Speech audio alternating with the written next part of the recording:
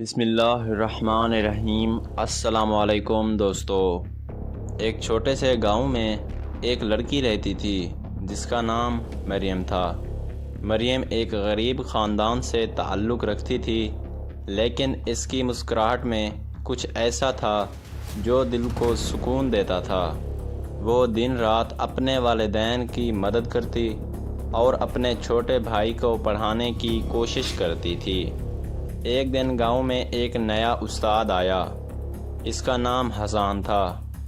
حسان شہر سے آیا تھا اور گاؤں کے بچوں کو پڑھانے کے لیے آیا تھا۔ وہ بہت خوش مزاج اور ہنسانے والا شخص تھا، لیکن مریم کو اس کے بارے میں کچھ عجیب سا لگ رہا تھا۔ وہ ہمیشہ چپ رہتی اور صرف پڑھائی پر دھیان دیتی۔ ایک دن حسان نے مریم سے بات کی اور پوچھا، تم اتنی چپ کیوں رہتی ہو؟ کیا کچھ پریشانی ہے؟ مریم نے سر جھکاتے ہوئے کہا، میری زندگی میں کوئی خاص بات نہیں ہے، بس اپنے والدین اور بھائی کے لیے جیتی ہوں۔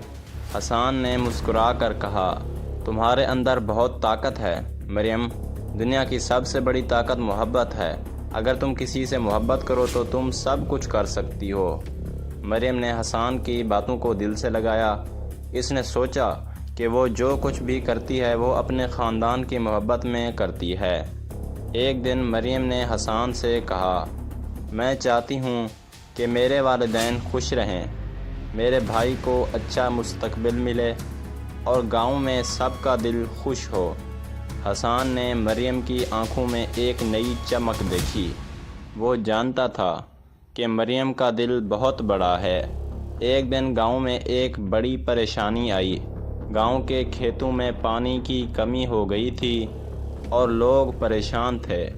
مریم نے حسان سے کہا، ہم سب کو مل کر کچھ کرنا چاہیے۔ حسان نے مریم کی ہمت کو دیکھ کر کہا، تمہارے اندر جو جذبہ ہے وہ گاؤں کو بچا سکتا ہے۔ تم لوگوں کو اکٹھا کر کے ایک حل نکالو۔ مریم نے گاؤں کے لوگوں کو ایک جگہ جمع کیا اور سب سے کہا کہ اگر ہم سب ایک دوسرے کا ساتھ دیں تو یہ مسئلہ حل ہو سکتا ہے۔